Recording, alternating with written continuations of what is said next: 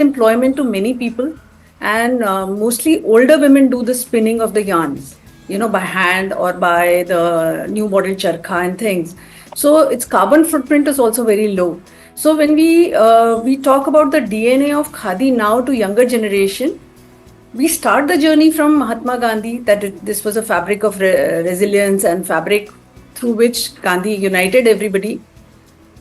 But now that story doesn't sell so much with younger generation. So here we talk about how it is warm in winters and cool in summers, how there are so many textures that you can work with, how this is going to give employment to many people, and also to attract them, because most of them now go to malls. My generation, I'm in my late 50s, we used to go to Khadigram Udyog before the college would start and buy some kurta or something, or our parents would go during October and buy it as a sentiment, that they are contributing to the Indian economy. But the present generation doesn't want to go with that. But when we talk about carbon footprint, lower carbon footprint, sustainability, that, show them things about, and conduct workshops on how Khadi is made, hand spinning. When they start sitting on a peti charkha, they realize how much labor goes into it, and they appreciate that, that so much of time is taken by people to make this into yarn and make it into a fabric. I think that sells. In IIT Delhi, there was a Khadi Gram Udyog, the store. We have revamped that store to look like a little modern, minimalistic kind of a store. And I think that is where these stores should become experiential centers where people can go and experience hand spinning, hand weaving. And awareness about this needs to be increased amongst the young people. Agreed. Okay. I also want to ask, let's talk a little bit about the artisans who are actually doing the weaving.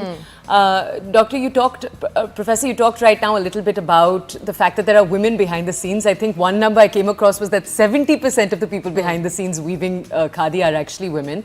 Gaurav, if we could come to you to ask you a little bit about the process of actually sitting down and working with artisans. One of the criticisms often when it comes to embroidery and weaving in the fashion scene is that we sometimes fail to uplift the people who are actually doing the work on the ground level. We'll elevate the craft but not uplift the people. I just want to understand a little bit about how you've worked on that particular problem, what it looks like to source, to work with people ethically. What's that process like? I'll be brutally honest about this since I'm on this platform. When I go and work in the rural areas, be it Bengal, be it Bihar, Orissa, recently we're doing something in Telangana because it's really highly known for its ikat, which is yarn dyed process. The whole NHTP, which was the National Handloom Development Program, it's not reaching to its right holders, who deserve to be taking a leverage of the program, which is started by the government. So when you go in the rural and you speak to them, they all say that, oh, we were 500 looms, now we are 50 looms, we were 1,000 looms, now we are 200 looms. And they are really facing tough times because the generation now, they don't want to follow the footsteps of their fathers, forefathers, and they don't want to come into the bunkar community. They rather want to come to urban cities and work in malls or whatever, but they don't want to pursue this, So as designers, when I personally, I also make, little footage of my own and speak to their problems, because I've seen in households in rurals, the entire family is working on process of hand spinning, and the kid must be there with a little child who's also helping the family. But they just get paid for, one person, 8-hour shift, even though they're working for 12 hours to 14 hours. So that is something that, so we tie up with these clusters, so where we make sure that we are providing them enough business, and we are working with weavers, and we are directly working with our weavers. That's the first thing that we do.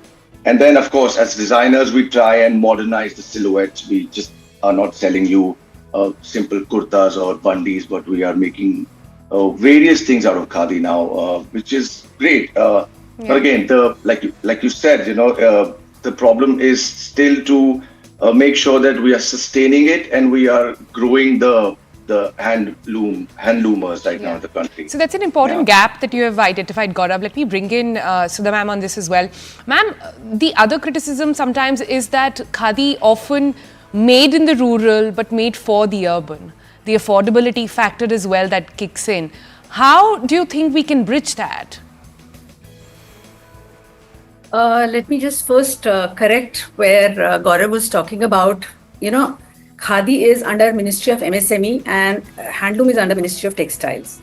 So Khadi is made in specific Khadi institutions which are certified by KVIC. It cannot be made by any other place. There are around 2,800 Khadi institutions set up in rural sector where Khadi is made and they are certified by KVIC. Handloom is, spread all over, and an independent weaver can also set up a handloom and start doing work. Khadi is hand spun, hand woven. Handloom is mill spun, hand woven. These are two clear demarcations between Khadi and handloom fabric. Correct. Anything which is hand spun has to be Khadi. Yes, true.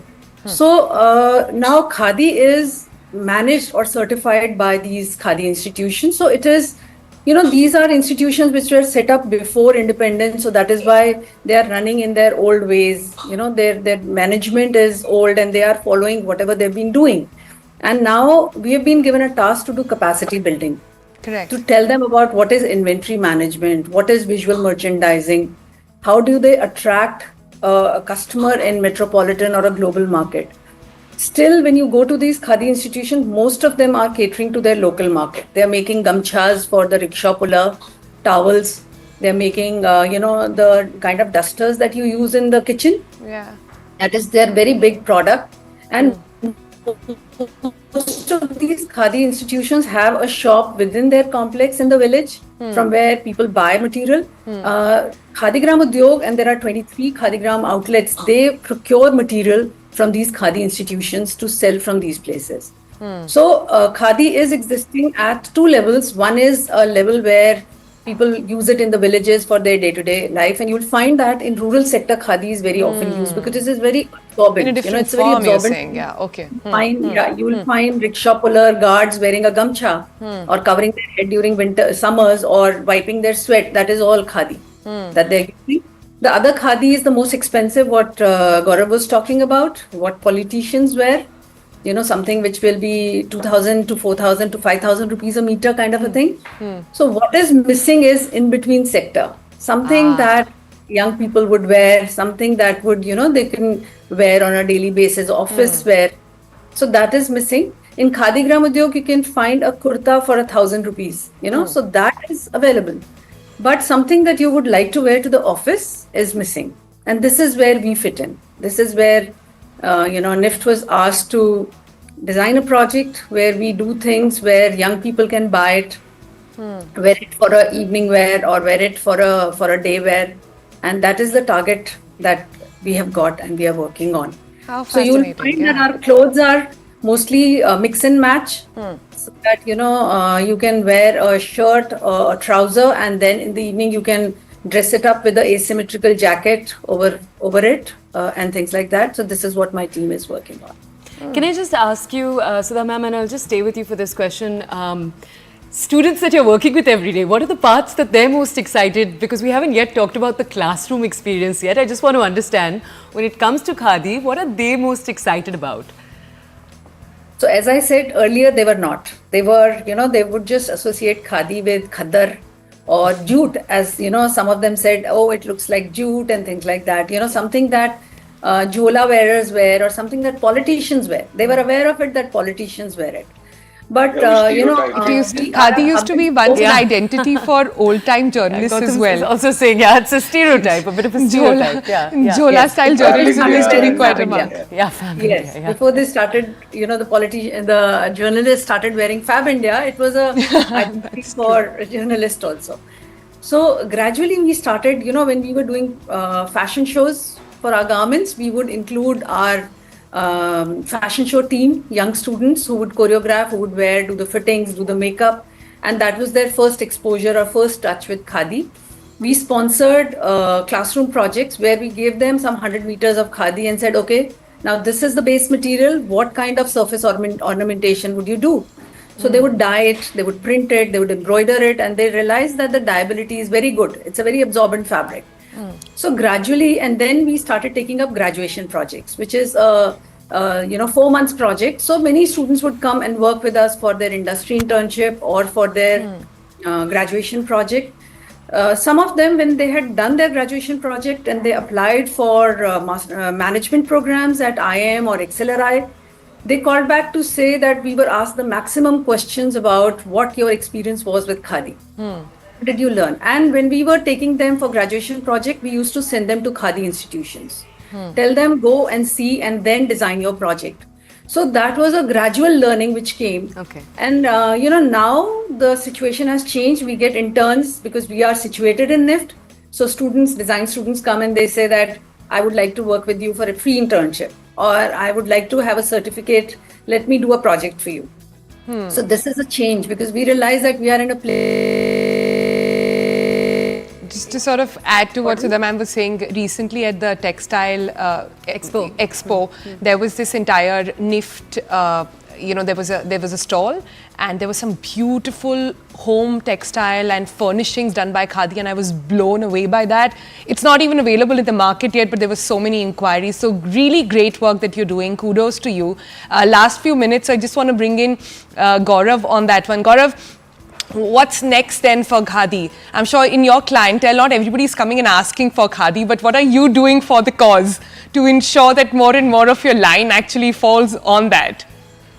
No, they do in fact now, because we make sure that we are spreading the knowledge with our customers, and the most fascinating thing is that most of our international clients are really into this fabric. Oh. It's just, and also Khadi just differs from state to state. If you go to Kerala, or you are in Bihar, or you are in Himachal, there are different ways of doing different textiles, right? So MP is known for its Chanderi, for example, and Ponchampally is known for its Ikat in Telangana. Then Bhiwandi in MP is known for different kind of weave and textiles. So the idea is that when we work one-on-one with weavers, we can create new things. That is where we have the access to create new weaves and new and maybe, of course, put it into natural dyes like indigo and madder, and we kind of process that together. So it's hard, it's a tedious process, but it pays off, And what I personally am trying to do is I'm making sure that I'm working with set of weavers and these organizations. Of course, the people I work with are also certified, but they also source out the textiles from these small families who have 3 looms or 4 looms, and then they supply to the organization. But when you work with them one-on-one, you can really create whatever you like. So going forward, we are making sure that we are also adding new weaves to it, like bamboo. We are also working with bamboo now, hemp, Pinatex, which is pineapple fiber. And these are really, what I'm wearing right now is bamboo. So it's something really beautiful. Even more breathable, and then again, you mix it with Khadi, and you can, make your own variations of compositions, and that's amazing. So Awesome. Going forward, we are pushing it. We are pushing it further. Yeah. Good to know. Gaurav and Sudha ma'am, thank you both for joining us and sharing all your insights. We're hoping the viewers are leaving this program inspired to go pick up their Khadi next time around. It's like sitting with 2 libraries, and understanding how to do this. I also found that in Star Wars, some of the Jedi robes possibly were made of Khadi. Really? But that was like a confirmed, unconfirmed fact, which is why we didn't start the show by saying it. We're going to head into They're always futuristic, so we'll give it to them. Yeah. All right, on the other side, we're taking a look at a different invention altogether, India's coolest discovery yet. We're going to have 2 founders with us. Joining us on the other side, how no AC, no problem. What is an eco cooler? What does it look like? How is it made? Coming up in a moment from now.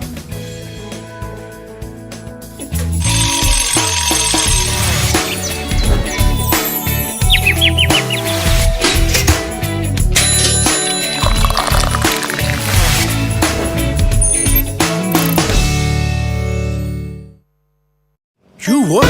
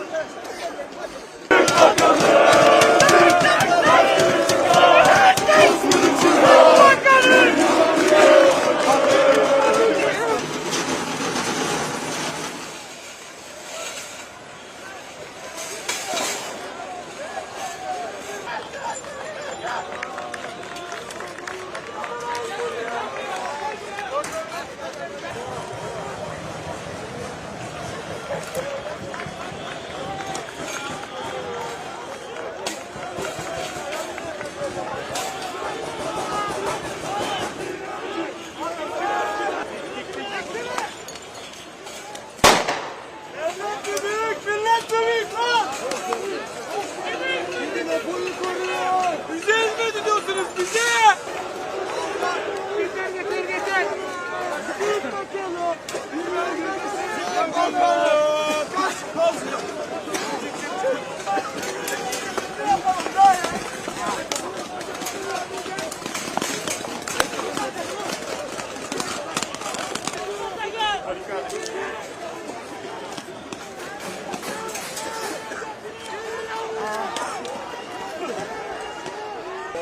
Getir.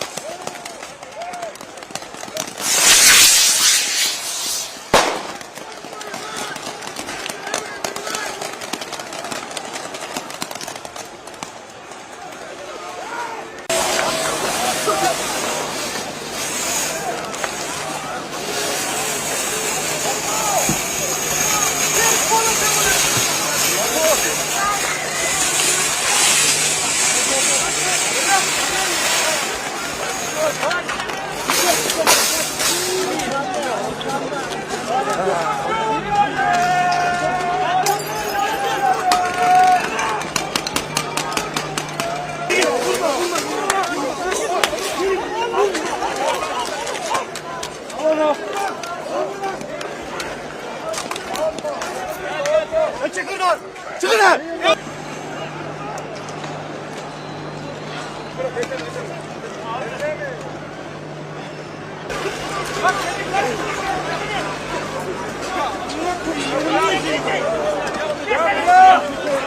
Yaparken de vardı.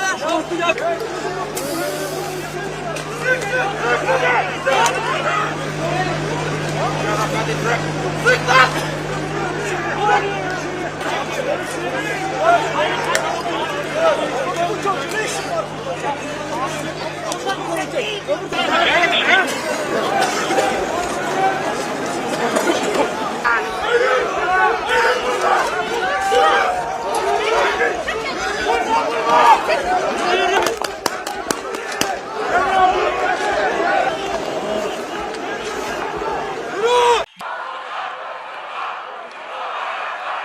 Hodri meydan!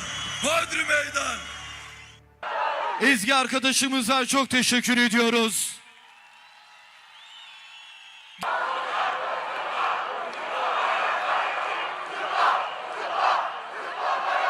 ...25 dava açsınlar. O sandık kurulacak. Bu savaşı bana değil. Baklara döküleceğiz. Sandığa gideceğiz.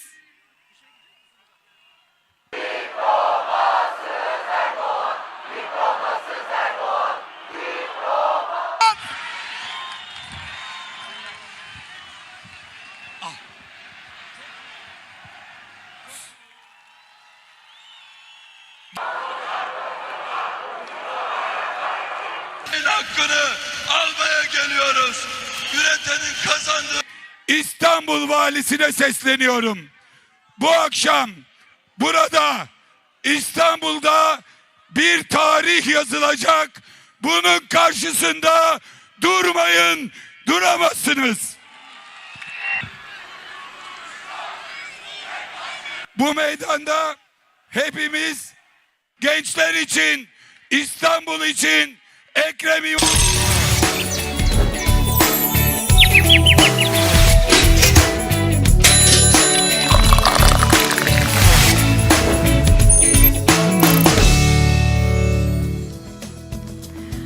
Welcome back. We're taking you now to last night's thriller, the thing that had everyone on the edge of their seats. The IPL match that was straight out of a Bollywood thriller. We're talking about the Delhi Capitals pulling off a miracle, chasing 210 runs and winning by just one wicket. Now, they were 65 for 5, basically a full-on crisis mode, but then came Ashutosh Sharma, who just went beast mode. He smashed 66 runs and stayed till the very end, literally winning the game in the last over. His partner in crime was the debutante, Vipraj Nigam, who looked like he'd been doing this forever. He slammed 39 runs of just 15 balls, helping Delhi crawl back into the game when it looked totally over for them. Meanwhile, LSG had a flying start with Mitchell Marsh smashing 72 and Nicholas Run going full firecracker with 75 runs off just 30 balls. But it was all in vain because DC just snatched victory out of nowhere. Right, Delhi Capitals for the win. Also, big shocker, Rishabh Pant making his first appearance for Lucknow. Got out without scoring a single run. It was a 6-ball duck, not the debut that fans were hoping for. But all eyes were on Ashutosh in the end. He kept his cool, dodged the panic and hit the winning shot with just a few balls left. The whole stadium exploded, and that was the IPL update for you from last night. All right, let's move on from that and bring you our person of interest. Now, the entire theme of today's episode seems to be sustainability, so why not bring in the summer in it? Now, we all know that Indian summers can be brutal, and they are here already. With ACs becoming a necessity, so are skyrocketing electricity bills and environmental guilt. But what if cooling our homes didn't burn a hole in your wallet or even the planet? Say hello to the Ambiator. It's a made in India, eco-friendly cooling solution that's turning the traditional AC game on its head.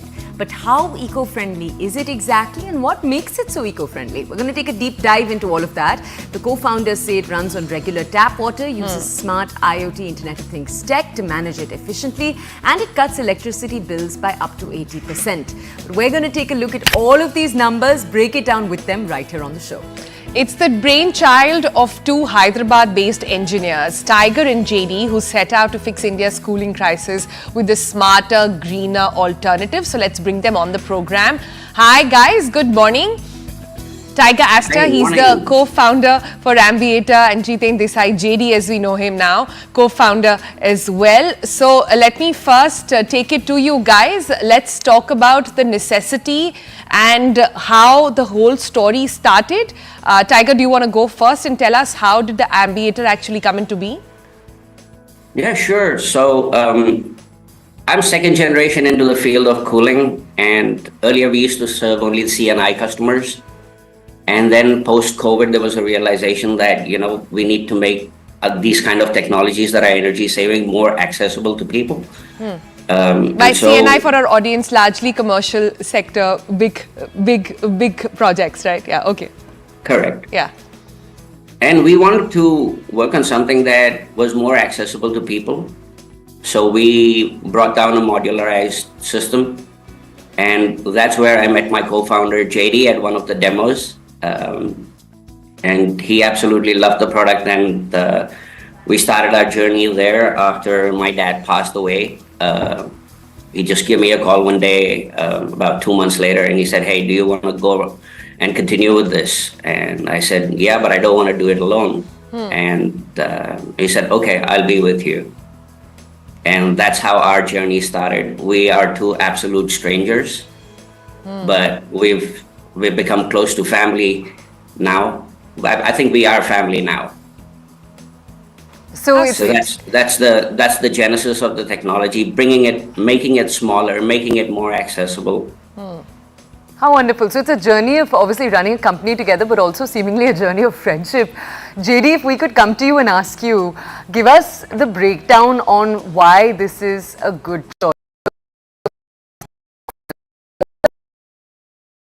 Compare it to other gadgets at home. I think I read in one of the info pieces that it's less than what a cooler would use, but compare it to other gadgets in the home. Explain to us where it stands on electricity use and on water use. Right, so the Ambiator, I think, sits in the center of where the AC and we pick up the good things from AC and we pick up the good things from coolers. And the good thing about this technology is that when you're looking at water consumption on an annualized basis, it's about 4 liters per hour. So we have an IoT module that looks at water consumption. So it can go as low as,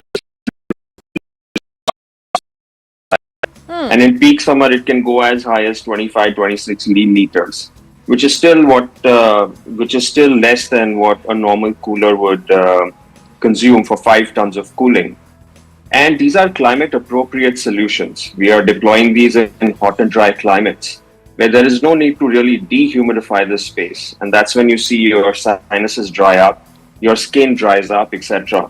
And with 100% these are systems that provide excellent indoor air quality because there's no recirculation of air.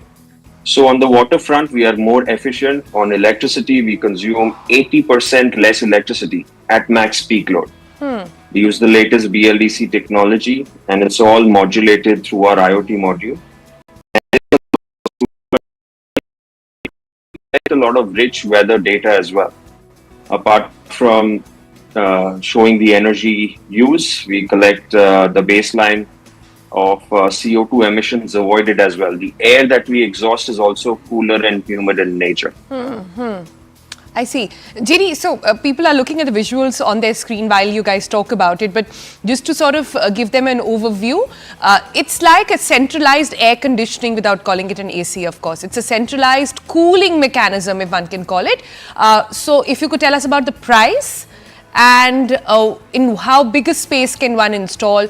I'm thinking urban India solutions. If I stay in an apartment, can I really get it? So we've done 3 BHKs, we've done G+2 villas. One unit can cool 750 square feet or 70 square meters of space. These are outdoor systems, so we take ducts to bring the air inside. And these are modular scalable. One unit 750 square feet, 2 unit 1500 square feet. You can go all the way to 7.5 lakh square feet. So we are now an application agnostic system in hot and dry climates. We can do small studios all the way to cooling airports.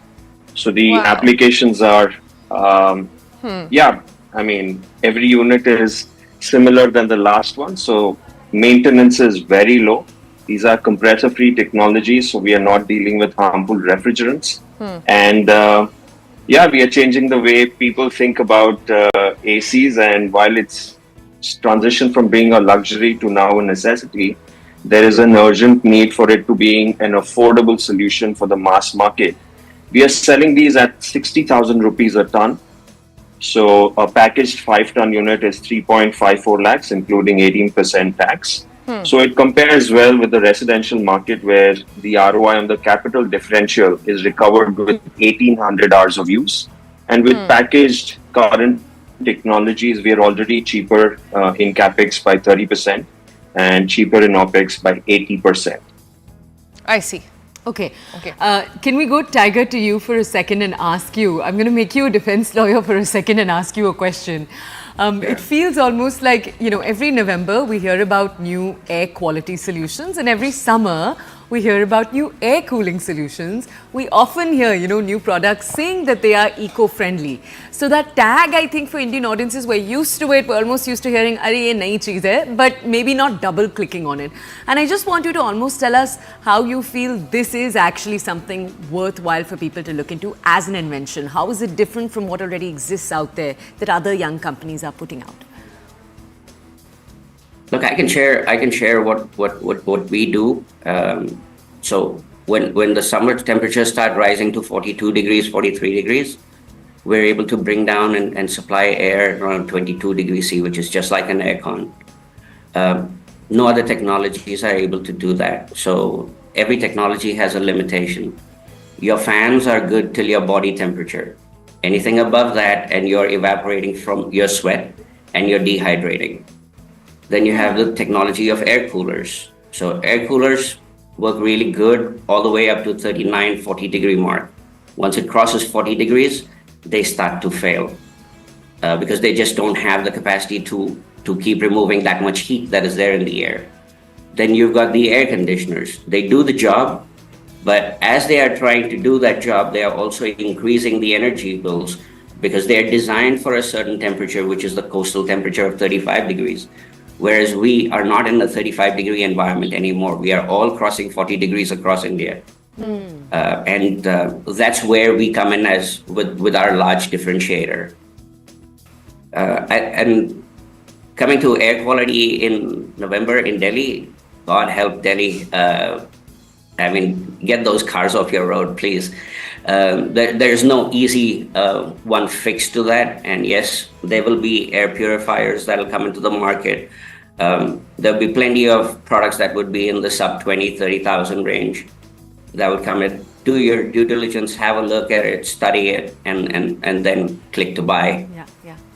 Okay, can I sort of then, am I understanding this correctly when you say that you talked about the different, pros and cons of having different cooling mechanisms? Are you saying if you have an Ambiator, you do not need an AC? And I'm talking North India? Yeah, in North India, peak summers, you would not need an AC. But when it comes July 13th onwards, North India ends up in a humidity dome where the weather becomes extremely muggy. And at that point of time, the majority of the population who doesn't use ACs is kind of used to it. But the people who are in air conditioning continuously, they are the ones who have a problem going in and out of buildings. So you end up with thermal shocks or you end up with humidity shocks. So July to September, our systems will not function in that place because we do not have the capacity to remove humidity from the air. And I say that very cautiously, but I say it not yet. We're working on it. We'll get there. All Okay. right, appreciate the honesty over there. Can I just shift the topic a little bit and ask you a little bit around what it's like to build with someone you've never known before, but you're building a relationship with and a friendship with at the same time? JD, you've not taken us into the behind the scenes. So share with us some stories, challenges that happen, incidents where you've had to, maybe talk through the night to solve it. What does that actually look like? What was that meme? You are the water to my cooler, something like that. Maybe. I'm trying to draw an analogy. No, so I think this is one of the myth busters, right? A lot of your co-founder, where did you meet and how did it evolve? We met by chance, right? And we've now known each other for more than 3 years. So it's been a fantastic journey. But the second point is that we are mature. I'm 40, he's 50, and we sort of have no longer those qualms on smaller things that maybe if we were younger, we would. Both of us have clear cut responsibilities.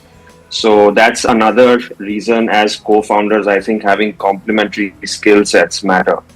So yeah, it happened by chance. This is one of those myths that we bust every time that, it does not need to have, you don't need to know your co-founder for 3 decades or more.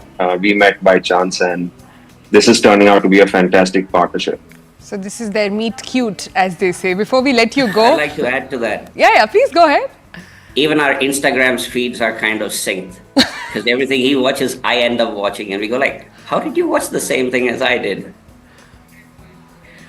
It's So both of us weren't on Instagram. it's probably the same algo, but it does mean that you guys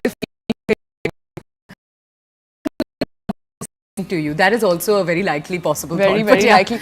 I missed actually getting the information on how many of these units have you actually sold in India and across, and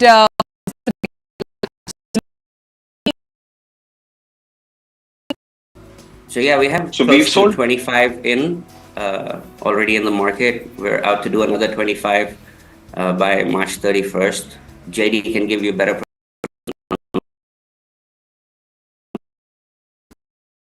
Go ahead, please. Yeah.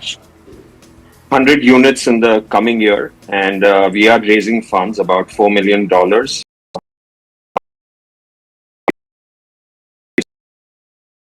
States in India and across applications. So we've started at 3 BHK house all the way to manufacturing plants, and we've now seen that it works well in kitchen.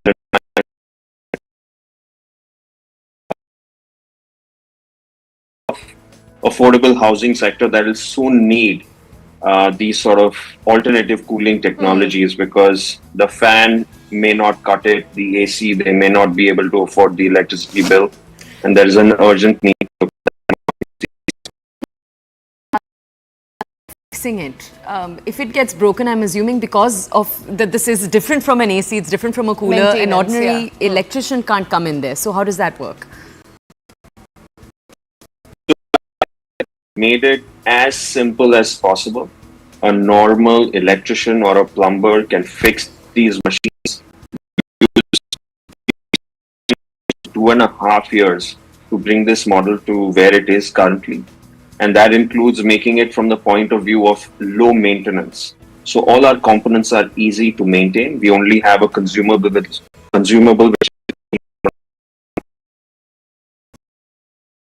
maintenance contracts that we supply, which have similar terms where we either fix or replace things if something goes wrong. Got it. And good luck with raising funds. Good luck at scaling it. Like we said, I think what we really want to see is a product that will make it to everybody's homes, and scale is what is going to be required in this space. To so much of talent, really. I think there needs to be, the minute any one company manages to scale it up, that's the game changer, right? Yeah, but it is. I think even earlier when we were talking about air purifiers, it's very exciting just to see the amount of invention that's taking place in both of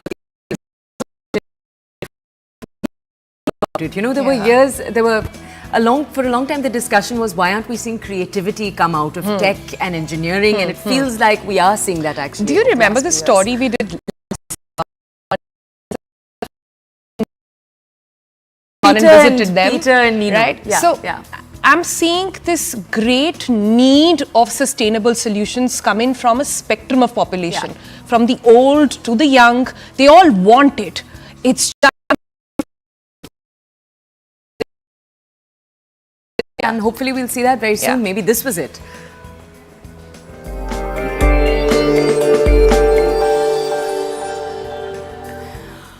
Okay, we're moving now from that to something entirely different. It's a special premium destination for investing and business insights. Let's take a look first at a market overview. As GIFT Nifty is indicating a stable opening for Indian stock markets.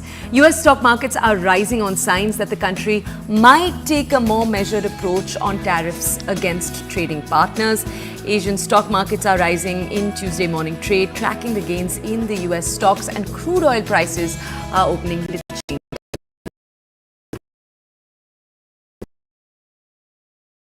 In focus this Tuesday morning, hotel sector continues to be a sweet spot. The broad consumption slowdown hasn't had any impact so far on room demand. Overall, demand continues occupancies as well as better pricing for rooms as well.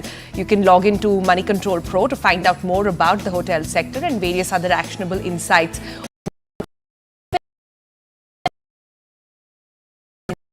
Ever need, brought to you by Money Control.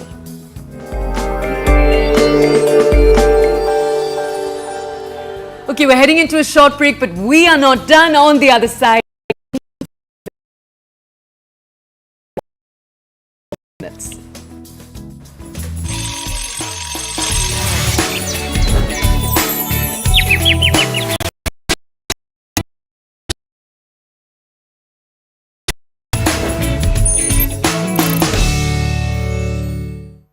लाल रंग इसका